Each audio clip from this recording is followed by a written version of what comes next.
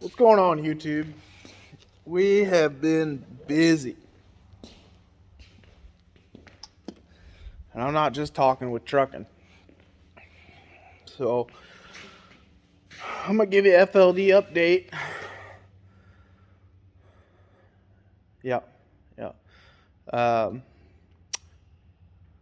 Dad actually got a lot of the rear suspension and stuff done this weekend while I was working on a couple things in coal pressure. And then also we got my W9 back that we call Goldilocks. Well, I call it Goldilocks because it's the one Kenworth out of 3 Peterbilts. So, Goldilocks and the 3 Bears. And it just so happens to be gold. But, so let's give you an update here on the old welfare funded project. So we got all the new bags on. Can't see that. All new shocks. We went ahead. It had 2 bad front brake chambers. So we went ahead and replaced those. One there, one over there. We did get a new slack adjuster on that side. It was pretty old garbage. While we had the wheels and tires off, we noticed that a couple of the hub seals were leaking, probably from sitting for 7 years. So we went ahead and yanked those off, checked the bearings, and the bearings were shot mostly in this one. So we went ahead and put a complete new hub on the front drive axle. The rear drive axle, we went ahead, I say we, but I actually should say Dad, because like I said, he kind of just took this project over this weekend while I was busy with a bunch of other stuff. But we went ahead, put new seals in the back axle. We're gonna put new lug nuts, not lug nuts, but lug studs in it. This has got a shorter lug stud. I think it's for super singles or something like that. But we're gonna put the newer ones in it so that we can run the duals how they're supposed to be. Probably switch to aluminum insides and outsides at some point when I get 4 more 22.5 aluminums. But the bearings were good on the back drive axle, so we didn't have to replace those.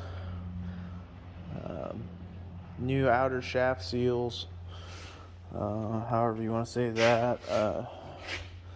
Brakes actually look pretty decent. They're still probably about 80% on it. Got the leveling valve fixed.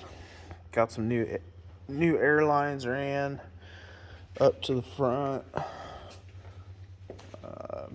Went ahead and replaced all the brake air lines off the ABS. Differential lock, it's hooked up now. So we're basically done back here, other than the 5th wheel and getting a set of brake shoes for the rear drive axle, and then a deck plate, and that kind of stuff's going to come a little bit later after it starts making me some money, because we're just a small shop. Funds are getting tight. Got to do what you got to do. We've built this project pretty well out of parts I've had laying around and off of other trucks that I had.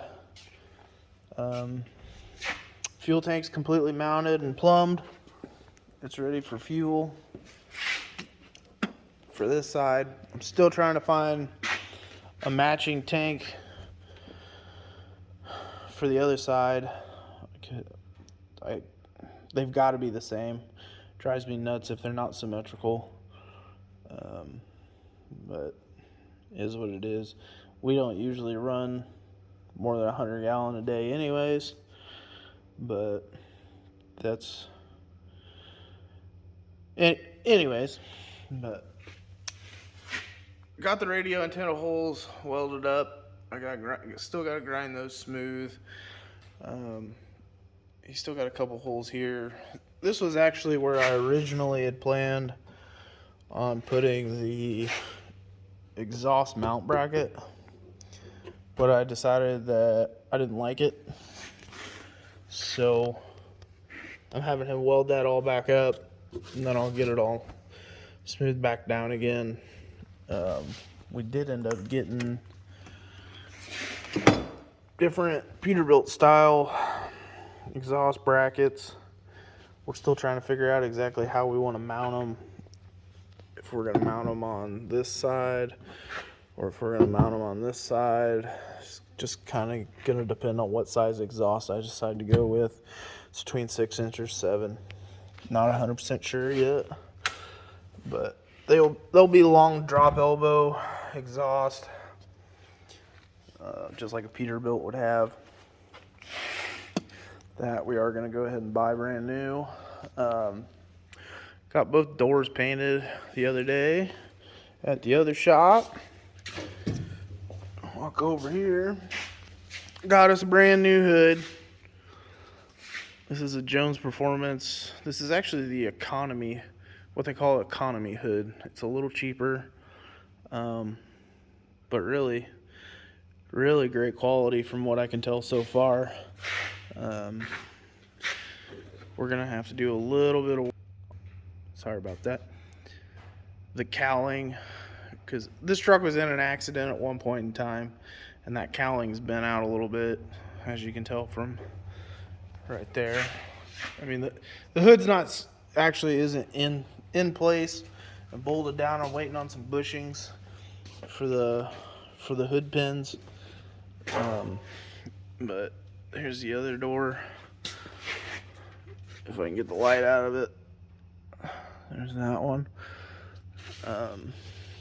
But we're getting closer.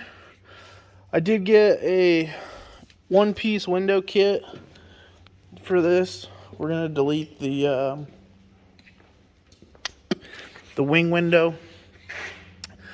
That way we can put a window chop on it, and it's not just blocking the wing window. Because I mean, I had it on my 379. You couldn't use the wing window. It kind of looked stupid, you know, having the framework there. So I figured I would go ahead and give this one-piece window kit a try.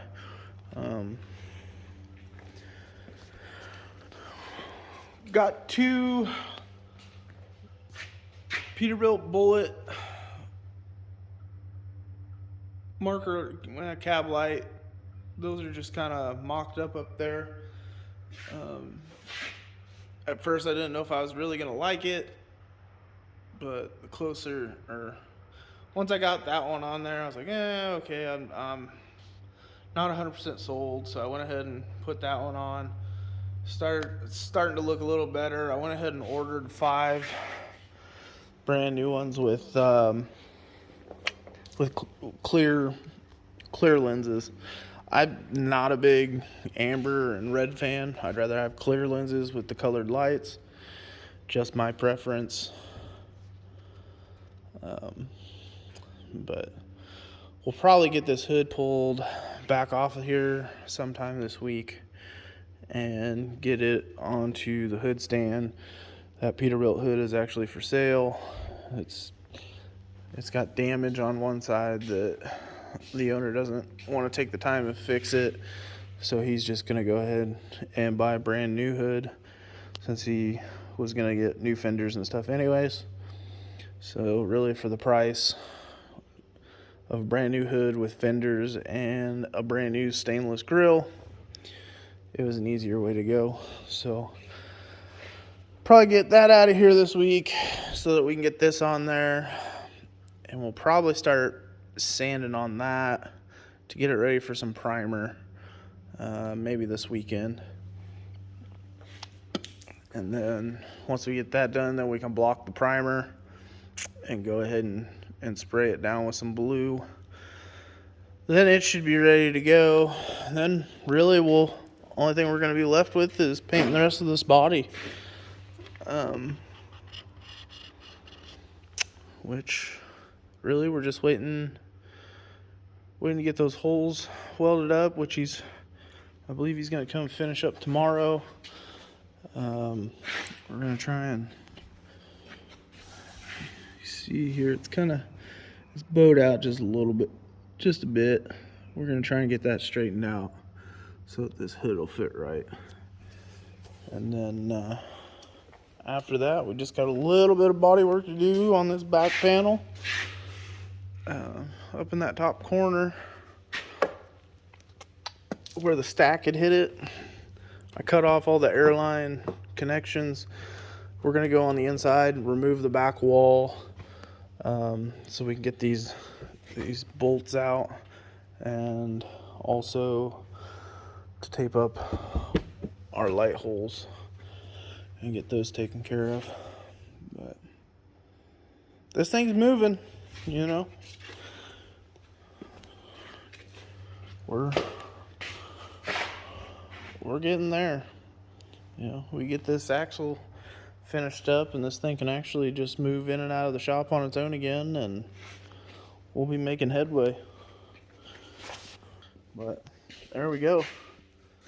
W9's not here. I'd give you an update on it since nobody's ever seen it. We had to have some rust repair done on the frame. Couple of thin spots just behind the shock mount brackets that they went ahead and cut out and patched up. And while they were doing it, we went ahead and stretched it a little bit. He wanted a little bit longer wheelbase. I wanted a lot longer. We all know Kenworths don't turn worth the crap. So we compromised. He wanted 270. I wanted at least 280. We ended up at 275. It was 253. I believe is what the guy told me. I was thinking it was 260, but it was like 252 or 253 when the frame shop measured it. But that turned out great. Indian Creek Welding in Memphis, Missouri is actually who did it, and I definitely recommend them. Because I drove that truck down there, dropped it off on a Saturday. They did everything from the patches, the stretch, the drive shaft, lengthening any airlines, any electrical that needed done. They did all that. I got it back Friday afternoon, and that was they took fuel tanks and everything off to get the stretch section up underneath the bunk where you can't even see it. So I'm real happy with the way it turned out.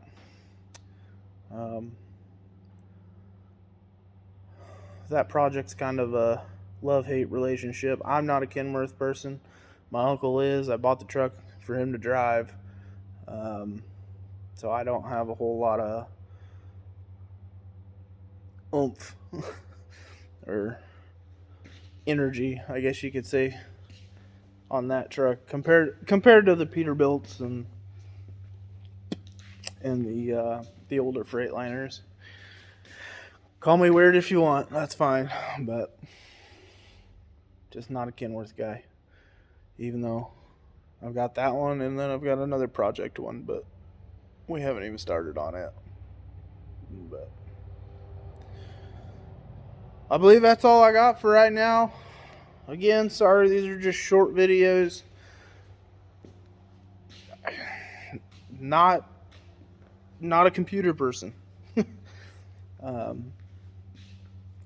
Once my office is done and I get like an actual big desktop, I'm gonna try and get back to the actual videos of the working content of, you know, building the stuff. And actually working on it. But my laptop won't take it.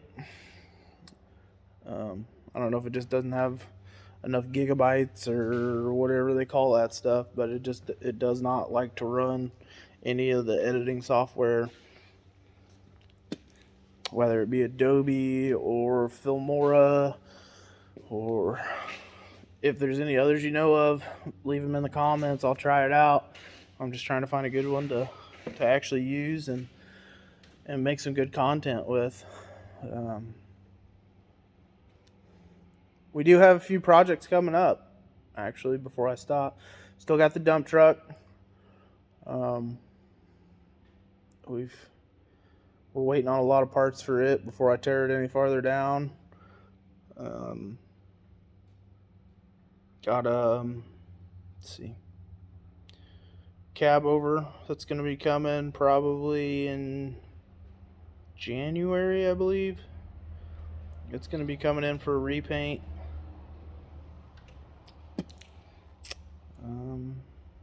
There's a few more, but we'll have to just stick around to see what all comes in and comes out.